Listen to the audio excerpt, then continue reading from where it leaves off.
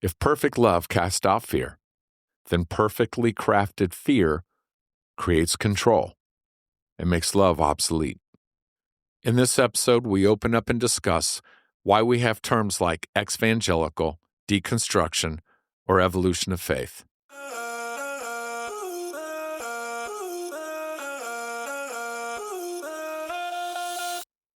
Welcome.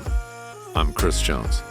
This is where believers and skeptics alike are invited to embark on a journey of faith, philosophy, and life from a different perspective.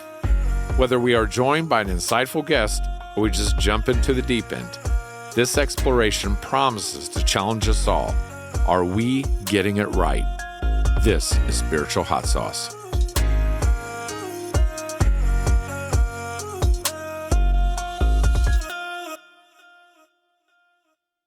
So in this episode, I'm going to be much more candid than I typically am. This is going to be speaking to you in a different way.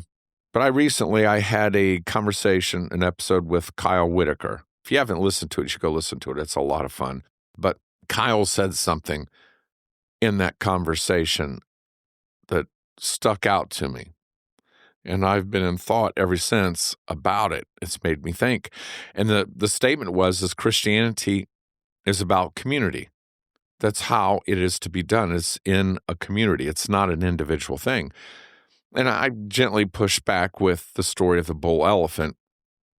And if you haven't heard the story of the bull elephant, it's this, that you can hear a bull elephant out in the jungle and you can get together with other people and you can talk about the bull elephant that's out there. And in your community, you share and you encourage and it becomes its own thing. But until you go out into the jungle yourself and you experience the journey in the jungle and all of those things that entails, and you go through that process of your path of whatever that looks like, and then you find and you discover and you see and experience firsthand the bull elephant. Until that point, you've just been in community.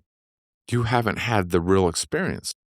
Please don't get me wrong. I'm not saying the community isn't important, because it is. I think it's critically important, but it's not the destination. The journey to discover and experience the bull elephant is.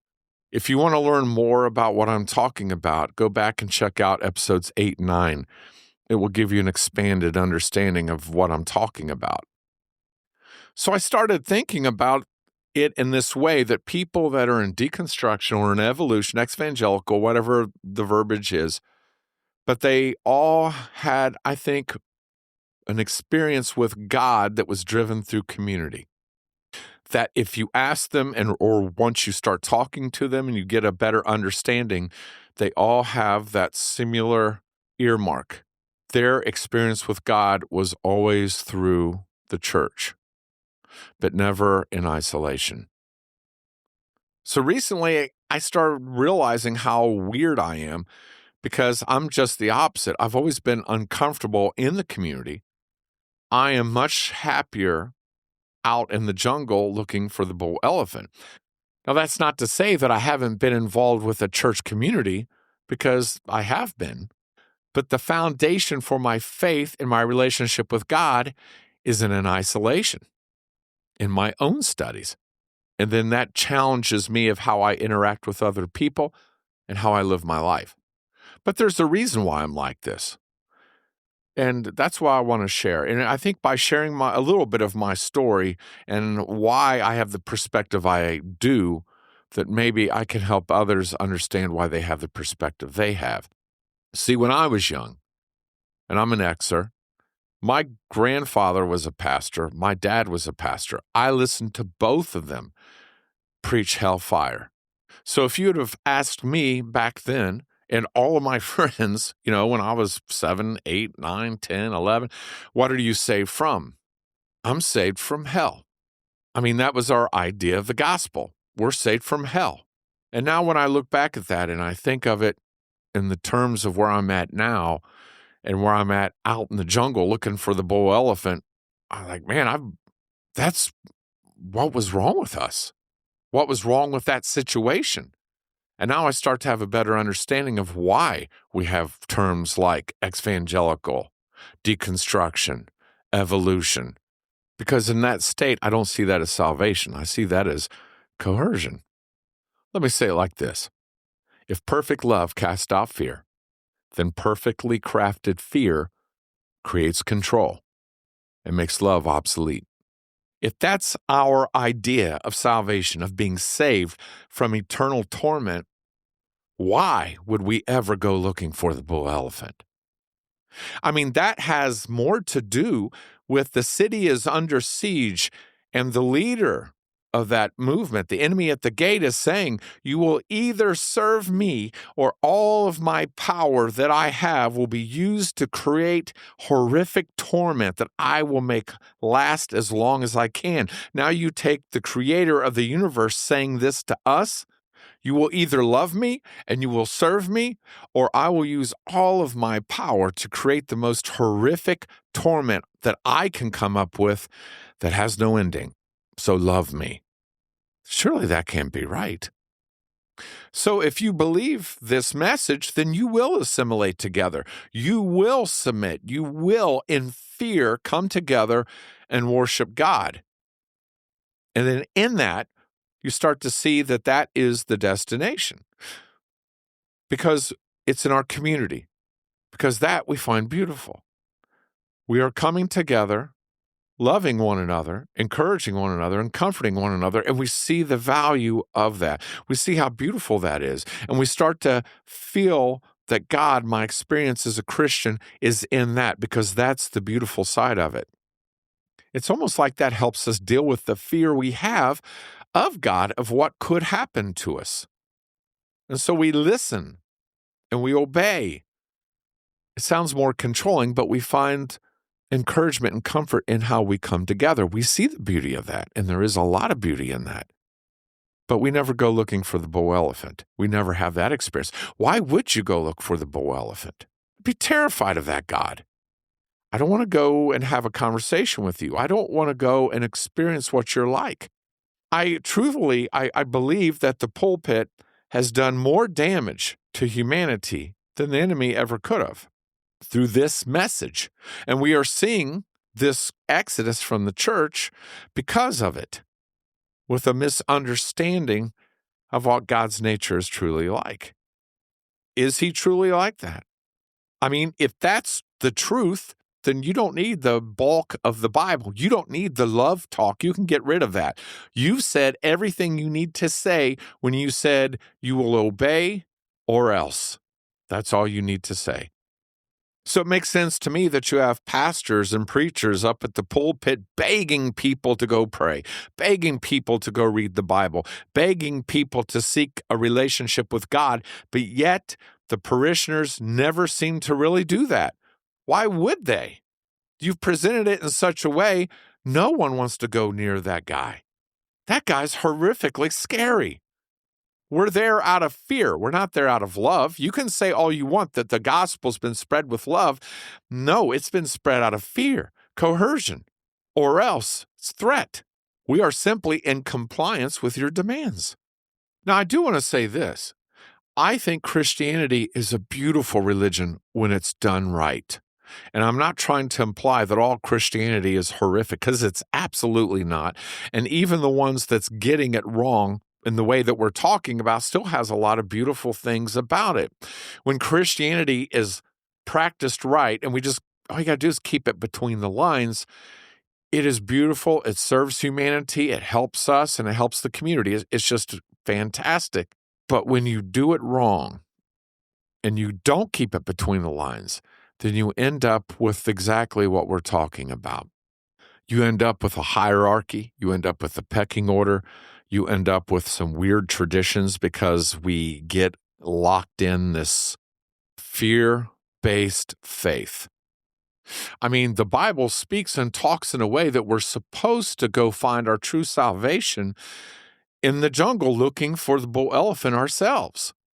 That's kind of what it's saying, that we look into the mirror to see if we're counterfeit and that we work out our own salvation with fear and trembling.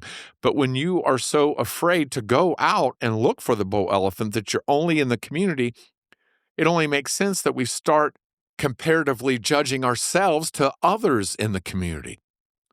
And we end up in this very weird place then of the hierarchy and the pecking order. And then we start identifying our value of our faith as in our community. So it makes sense that we would be communal Christians, and then we start to see the church as the destination. But the church was never the destination. Our relationship with God was supposed to be the destination. I've said it before again in the other episodes, that church was simply a table of encouragement to keep us running on our race, to make the church the destination, and that your faith leads to an incomplete faith.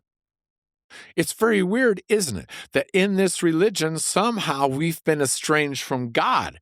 I start to understand Carl Jung's interpretation and saying that an organized religion can keep you from a personal experience with God.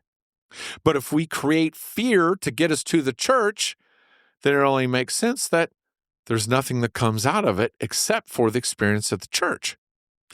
And I don't want to paint the picture that it's this big evil organization and that all of the leaders that think like that are maliciously trying to hurt us and control us.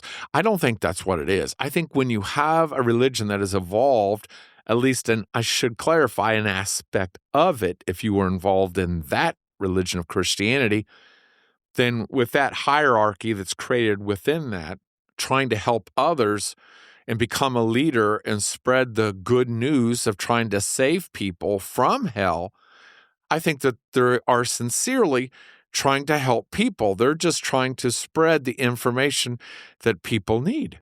Now, both my dad and my grandfathers passed away, but I know they were very sincere in how they loved people and how they were just trying to help people. They weren't malicious. They were not trying to be a part of an organization to control others.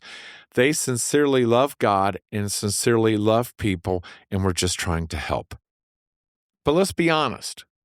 If you're going to spread Christianity and you're going to do it with how the Bible actually prescribes, and that's with love, and that's by being the Good Samaritan, that's by loving others as yourself, as Jesus commanded, as I've called the antidote to the poison, I would highly suggest that everybody go listen to episode 11. It paints a different picture of the good news of salvation for the here and now. But if you're going to spread the gospel, the good news that we're saved, and it's to be done through love, by caring for others and loving for others, loving our enemies as ourselves, that's hard. That's real hard. It's much easier to fill the pews if you do it through fear. It's much more effective.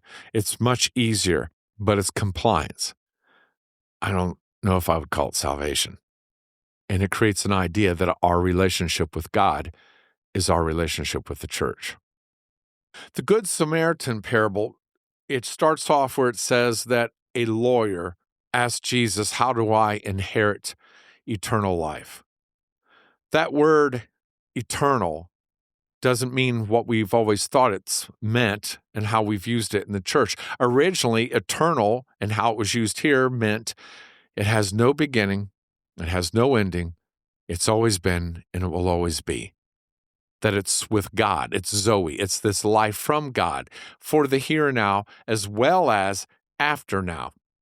And he says that we inherit it. We inherit something that by the natural order of things is not ours. That it gives us the idea in John chapter 1, verse 1 through 5, the prologue of John, that there was going to be a problem with us. So God sent Jesus to us with Zoe, his logos, his word, with this life. And when you start thinking of it in terms of God giving us something, you know, in our conversation with Kyle's a Christian materialist. He don't believe we live after we die. And there is scriptures in the Bible that support that it's death, it's finality. I mean, the wages of sin is death. That means it's over, it's complete. God sent his only son that we might not perish but have everlasting life. That word perish means utter destruction. There is no life, and even a tormented life is still life. So in this story, it sounds like that Jesus is coming to bring us life, that this isn't it, that we have an opportunity to be assimilated with God in the afterlife in a different state, but of life, a life that's not ours, a one that's always been there, will always be there. It had no beginning, it has no ending, and in it, we would describe it as heaven. So if you start thinking about it in terms of when we die, that's it. There is nothing else. But God didn't want that to be it with us. God wanted to be with us. So he sends his only son, his logos, his word, as an embodying an idea with this Zoe, his life, that we might inherit it. And then after this, we go and assimilate and we are with him. That speaks about a father's love for his children. That doesn't speak about an enemy outside the gate. When Jesus was asked to show us the Father, Jesus says, if you've seen me, you've seen the Father. He's not talking about physically, he's talking about his nature. In episode 15, we talked about Jesus' nature, making himself a servant outside the gate, helping us. That's a whole different idea. And I get it. That idea may not fill the pews. That idea may not create mega churches. And that's not meant to be a slam against either. But that idea does create a desire for us to go find the bull elephant. That we now want a relationship with God. It's not about the church being the destination anymore. It's about us wanting to find that Father that loves us, that wants to give us something that we in the natural order of things don't have. That speaks more to a father wanting to make a path for his children to be with him. I would challenge everyone to go seek out God yourself. Go personally have that experience of what his true nature is. And in that, you'll find life. Thanks for joining me here on Spiritual Hot Sauce. I'd love to hear from you, so please reach out with questions, comments, and/or concerns. And don't forget to like, subscribe, and review us. You can follow us on Facebook for updates and information. And if you enjoy the flavor of the sauce, then please share it with others. I would appreciate that. We'll see you next time.